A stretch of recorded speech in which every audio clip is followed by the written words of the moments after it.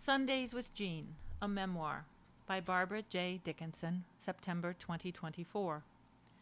Introduction. From mid-2011 to late 2012, I worked with Jean, Dr. Eugene T. Gendlin, and his wife, the late Dr. Mary Hendricks Gendlin, at their home in Spring Valley, New York, and over the phone. Gene's interest in working with me grew out of several ideas he told me about, but centered mainly on a list of projects he wanted to promote in his lifetime for the purpose of establishing focusing as a more recognized practice. Almost every Sunday for over a year, I had a weekly discussion with Gene, either on the phone or at his home. The regular rhythm of Sundays with Gene reminded me of Mitch Albom's engaging book, Tuesdays with Morrie. Just as Albom hoped to preserve some of what he took away from his time with Morrie, I hope to share some of what was said between Gene and me, especially what may not have been said elsewhere, so far as I know. About Eugene Gendlin. Dr. Eugene T. Gendlin was a gifted philosopher and psychologist who lived from 1925 until 2017. Before I met Gene, he had created a new philosophy of the implicit, and he had developed a method of mindfulness and more called focusing, based on work he did with the eminent psychologist Dr. Carl Rogers. Gene was also widely published and created a free online library of much of his works. See Endnote 1. He created and led the Focusing Institute, TFI, from 1990 until 2013, with the aim to spread focusing as widely around the world as possible. The Institute continues to this day as the International Focusing Institute, TIFI, and has inspired the creation of focusing institutes, associations, and other organizations around the globe. Why focusing? I met Gene because I discovered focusing. And I discovered focusing because I have never stopped looking for the keys, the how-tos, for learning and teaching emotional intelligence and resilience. In some ways, I am the typical person who has had difficulties in life that I was unable to heal by any means within my own power. Like many, I turned to psychotherapy and found some relief, but never all the answers. Then one day, during my parting session with the therapist I had, he said, "There's something I think you would like. It's called focusing. I'm going to explain the steps, and then you can find the book and read it." He was right. As soon as I started reading about focusing, I realized it was what I had been seeking most of my adult life, the how-to of emotional intelligence and resilience. This was in the mid-2000s, after I had already spent more than 30 years in a government job in the financial sector, had progressed in my career to a management position, had 2 fine sons and 1 divorce, was about to undergo another divorce, and an untimely exit from my otherwise successful career. What focusing offered me was structured companionship that was much safer than anything I had previously experienced, skills to manage the turmoil inside me, as well as skills to manage myself in the chaos around me, and an initial structure of learning and developing expertise that I could manage. At that time, as now, there were 2 main paths a focuser could follow to develop even stronger skills. One was for psychotherapists who incorporate focusing in their practice, as focusing is most widely known and used in the psychotherapy community. The other was for everybody else to use focusing in any way they saw fit, and to teach it to others if that was their desire. Since there was no other path for me, I followed the path to become a professional focusing trainer and achieved certification in 2009. However, I'm not much for teaching, so I worked on a project to apply focusing skills at work. This was most instructive, as it illuminated how deeply focusing could take a person into their own inner world. But it also shed light on how few protections there were in the workplace to help a person shield what may be driving their outward behavior that originates in their inner vulnerabilities. Although the people who participated at work liked focusing as a method, They were uncomfortable using it expressly at work for this reason. In 2010, I left that workplace and embarked on the next phase of my life as an independent consultant. I took my focusing skills with me wherever I went, continuing my education in focusing and how it could be applied across a wide range of endeavors. This is what led to consulting with TFI and to working directly with Eugene Gendlin. Strategic planning and how I came to work with the Gendlins. When I first met Gene, I was in awe of him. The little contact I had with him individually was not really enough to form a more extensive opinion until I was asked by a member of the board of directors of TFI to draft a strategic plan for the Institute. See EndNote 2. That assignment brought me into direct contact with prominent members of the focusing community, most especially Gene, his wife Mary, and members of the board. The results of my work are published on the website of the International Focusing Institute for those interested in knowing more. After I completed my board assignment, Gene asked me if I would continue working with him and his wife because, as he said, I do not know anyone who thinks like you. He found my way of thinking and expressing myself to be unique, which is one of my favorite compliments. I was honored that Gene and Mary asked and embarked on a bit more than a year of interactions with them. It turned out that Gene was looking for someone, and he chose me in that moment, to hear his ideas about bringing focusing to people and organizations that had never heard of it. He especially wanted people with a penchant for implementation to bring his ideas to fruition. While that had been a hallmark of my career, I had no idea what was in store when we began these discussions. Gene's ideas about so many things were brilliant. His ideas about how people functioned in organizations, however, did not match what my experience had taught me. What was missing, it seemed to me, was hands-on experience managing people to achieve the desired outcomes. He never spoke of any observations of how people reacted and interacted when placed in a variety of typical project management instances. At least if he had such experience, it was not evident in my time with him. He believed in people at their best in a lot of ways, but he wanted someone, me, with the knowledge, skills, and experience to implement his decisions about which people should accomplish desired outcomes together. At least that was what he hoped I would accomplish. On the other hand, I thought I was signing on to give advice as a consultant, not to implement multiple disparate projects. There were 3 main topics we covered in our conversations that ensued once a week, typically on a Sunday afternoon, for about 3 hours. The first topic was what Gene called his project for projects, which I will describe later. Besides philosophy and psychology, Gene was fascinated with economics, organizational behavior, and something that might be called marketing plus, the process by which one presents one's creation to the people who will be interested enough to invest in it financially. The third topic was repair and maintenance of their finances, their home, and to some extent their daily living. These private details were discussed at length but remain confidential.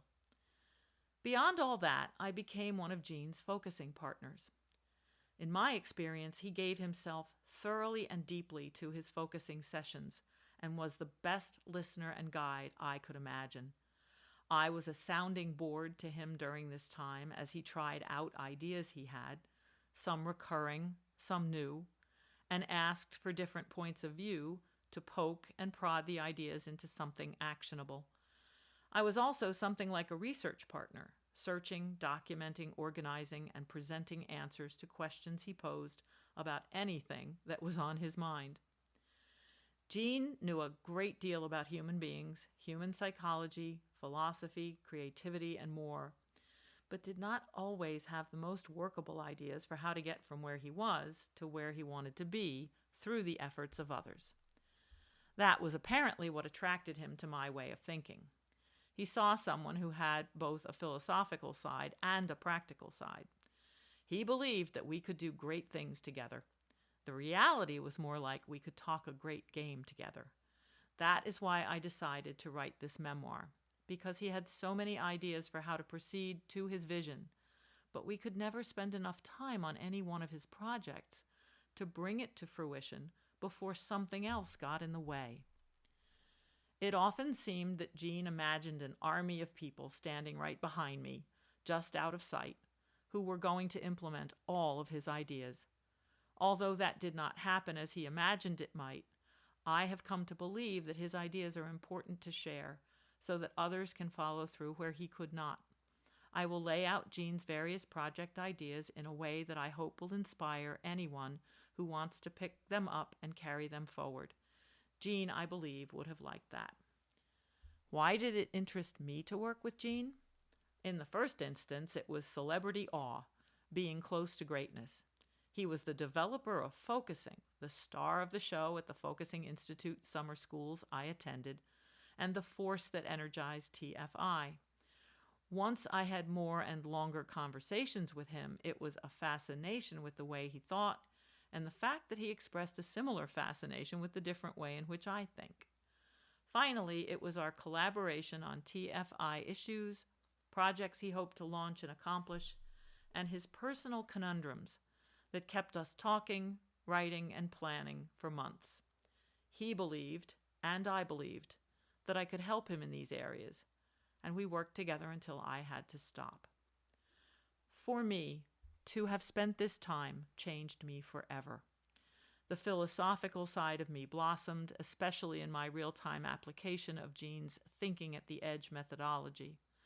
The strategic side of me saw so many possibilities for how to make life better in the focusing community. In the years since we worked together, I have even had small opportunities to bring to fruition a few of Gene's ideas, helping others advance their work in those fields, and taking up my own projects, like bringing focusing to educators. I'm smiling as I write this, remembering Gene's screams were always laced with hope that someday they would be heard. What was in the way? One of the things I already knew, but revisited while working with Gene, has to do with genius. I believe just because you are a genius at one thing does not necessarily mean you are brilliant in other realms. Gene believed he had answers to all sorts of organizational issues, but his kind of thinking as a philosopher was different from so many other kinds of thinking. He believed things were possible that I could not accomplish in the world in which we found ourselves. A rich example was his drive to contact the 4,000 members of the TFI mailing list, in the belief that so many of them were eager to work with Gene. But his ideas for what to do with them once they volunteered, even the idea that one did not have to offer any specifics in the invitation to volunteer, were not workable. For one thing, he did not want to have any kind of job description for what they might do. Have them come to us, and it will become obvious what they can help us do, was how he thought it would go. More on this later. Another issue we uncovered was that without specific job descriptions, without specific existing efforts to join, and without having team leaders to lead them, people who volunteered drifted away because of the lack of structure and immediate, or at least rapid, belonging. And then we discovered that without an interviewing process to determine the skills, experience, knowledge, strengths, and weaknesses of any given volunteer, we found plenty of people who wanted to work with Gene, but few who could do what was needed to fulfill the project at hand. Imagine a sculptor who wants to work with Gene on a project that requires a substantial amount of data entry, but the sculptor does not know how to work a computer. As a result of all this, we were never able to activate the volunteer force of which Gene dreamed and about which he screamed. Yet another issue that arose had to do with something like chaos. It was impossible for me to keep up with him, which resulted directly in his cry of, "You never finish anything." His ideas for what could be accomplished through people were, from my perspective, out of proportion with reality. For example, his ideas about marketing focusing very much in the vein of "if we built it, they will come," to borrow the movie line, kept him from encouraging the kinds of evidence-based research and reporting that are required by professionals who are going to apply any principle to human subjects, especially children. More to follow. Lessons. All of this proved challenging, but none of this could diminish the invaluable wisdom Gene imparted and the priceless lessons I learned from my time with him. What follows are things Gene said to me, along with my comments or explanations. Sadly, these cannot be fully attributed to Gene because I took notes for my own use, never thinking one day it would be compelling to write this account. Thoughts said out loud are recorded in my notes, but I'm not able to attest to Gene's exact articulations. And if you knew Gene or know of him, then you know that the exact word or combination of words matters. So take these as a fond and familiar memory of conversations with Gene, but only repeat them in full context of this disclaimer, please. Gene's lessons were the payment forward for me. The consulting work I did with TFI was pro bono, but I now consider that the lessons learned and the direct wisdom offered by Gene were perfect compensation for the effort. Gene and I worked on his projects until I had to go away to attend to personal business in 2012. Unfortunately, we never resumed our discussions, and then he passed away in 2017. Of all the teachers I have ever met, Eugene Gendlin had, and still has, the most profound influence on my life. Although I have not read his complete works, I have read a fair amount, as well as listened to him, questioned him, worked with him, and focused with him, both ways, as his listener and as the focuser to his listener. I have taught focusing, interactive focusing, and thinking at the edge. I have taken classes from just about all of the major English-speaking teachers of focusing and its variations. I have written articles on applications of focusing I have accomplished, and I have incorporated focusing into every aspect of my life since I first learned it. As I write this, I am a bit astonished at just how pervasive focusing has been in my life and still is. And why has it become so pervasive? Because the truth of what Gene says, writes, teaches, and demonstrates resonates deeply and completely with my own inner wisdom and truth. Never before has there been such a complete synchrony in me among a teacher, a teaching, or system of thinking, and my own inner truth. What I think of Gene's teachings stands in some contrast to the opinions I've formed about how he was able to live his life. I wish there were more biographies of him to which he could have contributed while he was still alive. The stories he told of his younger years, his middle years, and his later years were fascinating and filled with dramas and traumas.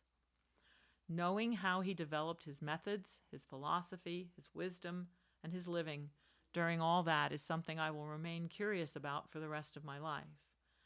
No doubt, Eugene Gendlin was a brilliant thinker, philosopher, professor, presenter, writer, therapist, teacher, guide, humorist, and much, much more. How he developed all that out of what he lived, from Nazi occupation of his native Austria, flight to the U.S., education, 2 marriages, 3 children, professorship in a major university, founder of an institute, and leader of a movement, would be an astonishing story. Gene is famous among philosophers and their students for his groundbreaking philosophy of the implicit. The idea that everything is implicit seems to me how he came to understand so deeply the human process of focusing. He said early and often that focusing is not something anyone developed or invented. It is a natural process all humans do from birth. We come into this world with an inherent understanding that something is implied in every moment of living. Think about a baby. Crying is implied by a hunger pang, or feeling cold, or wet, or left alone too long. Even more fundamentally, exhaling is implied by inhaling, and so on. Gene's understanding of this and his way of communicating it to the rest of us are his enduring gifts to humanity. Everything else seems to flow from there, at least for me. What follows are all the gems Gene offered during our time together. Some of them are well known in the global focusing community, while some of them may only have been heard by me. Either way, I would like to share them here both for posterity and to paint the most complete picture I can from my time with Gene. Interaction first. Everything is interaction. Interaction first is what Gene said. When I look at it in this way, life is even more amazing. We are interaction with our own organisms, first and foremost. We are the product of interaction with our environment, and we are interaction with other people and animals we encounter in the course of our lives. If you add this to everything is implicit, you have a worldview, a view of the fabric of life that is both encompassing and wide open to all possibilities. You must say what is uniquely yours. If you don't say the thing that only you can say in your unique way, no one will ever say it like that. You must say it. And Gene meant anyone. Never have I heard a more encouraging word about the value of what I can bring to the world. Public language. You must add a word of your own. Gene was quite well known for what he had to say about public language. Public language, as I understand it, means the words for which we think we have a common understanding. But Gene pointed out that we might not necessarily mean the same thing. For him, adding a second word to that first word made the meaning of that word much more one's own meaning. It is a fascinating aspect of Gene's wisdom that is worth its own exploration. The idea of personal meaning of public vocabulary was everywhere present in our discussions, and most particularly when we found ourselves in conflict. In those moments, all sorts of words could be tossed out, fists balled up, and jaws clenched, over assumptions that the words had commonly understood meanings. Everyone should know what I mean by that was a kind of battle cry. When Gene and I found ourselves in disagreement, becoming aware of a contentious word and taking this approach to find the common meaning between us, or the unique meaning in each of us, was often all that was needed to resolve the conflict. As an example, one could use the word focusing. In common speech, it brings two different meanings quickly to mind: paying attention or taking a clear photograph. For Gene, of course, it also meant the felt sensing practice we all share. When I try to explain my practice of felt sense focusing to someone who is unfamiliar with it, I always start by saying, it's focusing, but not the photographic kind or the paying attention kind. What Gene said is that adding another word to the first word, the one for which we each might have different meanings, can help to clarify my personal meaning. TAE cannot be taught. Thinking at the Edge, TAE, is Gene's brilliant work combining focusing with theory building, a course he taught to graduate students. He told me he was frustrated that these PhD students never came up with anything like a new theory or a new philosophy. That was the push he felt to take what he knew about focusing and take what he knew about where the new could come and combine them into TAE. This skill set must be taught, in my opinion. But when he was asked, he said, TAE cannot be taught. And he never gave me a reason why he believed that. I took up the argument after a conversation I had with one of the best teachers of TAE that I know. And Gene finally agreed to allow teaching of TAE if the instructor put a second word in front of TAE to make the title their own. Thankfully, there are people teaching TAE out in the world who may not have been privy to this argument of Gene's, or perhaps who did not let their awareness stop their teaching. Either way, as I see it, we need more thinking at the edge in our living.